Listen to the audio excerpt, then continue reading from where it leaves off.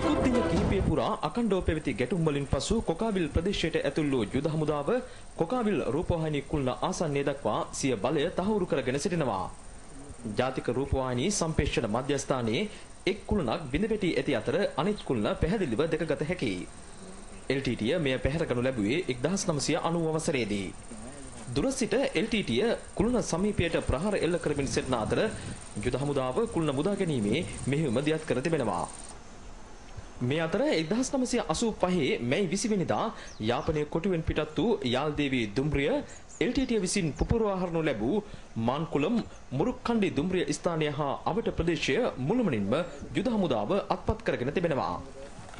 වසර 23ක් වල්බිහිව තිබූ දුම්රිය ස්ථානයේ අද ඉතිරිව ඇත්තේ නෂ්ටාවශේෂ පමණයි. මෙහි රේල් පීලි LTTය ගලවාගෙන ගොස් ඇති අතර 1985 ප්‍රහාරයේදී යාල්දේවි දුම්රිය මැදිරිය හා දුම්රිය ස්ථානයේද LTTය ගිනිපත් කළා.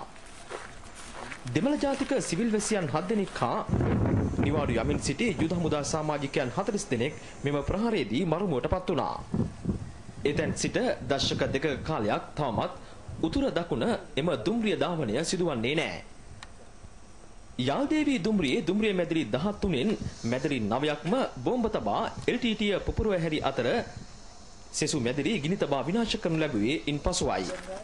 එහිදී දුම්රියේ රියදුරු කිලෝමීටර් 2ක දුරක් තුවාලකරුවන් රැගෙන දුම්රිය එන්ජිම ධාවනය කිරීමද එකල කතාබහට ලක් වූ ක්‍රියාවක්. කොකාවිල් හා මාන්කුලම් ප්‍රදේශවල සිටි යුද හමුදා බටපිරිස් ප්‍රහාරයට පැමිණි LTTයට දැඩි ප්‍රහාරයක් එල්ල කළද ඉන්පසුව මේ ප්‍රදේශය බිඳ වැටුණා. ශ්‍රී ලංකාවේ උතුරත් දකුණත් අතර වූ සම්බන්ධතාවය හා අවබෝධය බිඳහෙලීමට LTTය ක්‍රියා කළ උතුරේ ප්‍රධානතම ස්ථාන දෙකක් හැටියට මාන්කුලම්හි මුරුක්කණ්ඩි මෙම දුම්රිය ස්ථානයක්, ඒ වගේම මීට යාබදව වූ කොකාවිල්හි රූපවාහිනී සම්ප්‍රේෂණ මධ්‍යස්ථානයක් අපට හැඳින්විය හැකියි. ජාතික රූපවාහිනිය උතුරේ ජනතාව වෙනුවෙන් සිය සම්ප්‍රේෂණ කටයුතු සිදු කළේ කොකාවිල් කුළුණ ඔස්සේ. ඒ වගේම උතුරේ ජනතාව දකුණටත් දකුණේ ජනතාව උතුරටත් ප්‍රවාහන පාසුකම් සිදු කළ යාල්දේවි දුම්රියේ ගමන නතර කළේ මේ ස්ථානයේදී. අද යුද හමුදාව මුරුක්කණ්ඩි දුම්රිය ස්ථානයේ අවට ප්‍රදේශය අත්පත් කර ගැනීම ඓතිහාසික ජයග්‍රහණයක් ලෙස හැඳින්විය හැකියි. රූපවාහිනියේ සමන් කුමාර රාමවික්‍රම මුරුක්කණ්ඩි සිට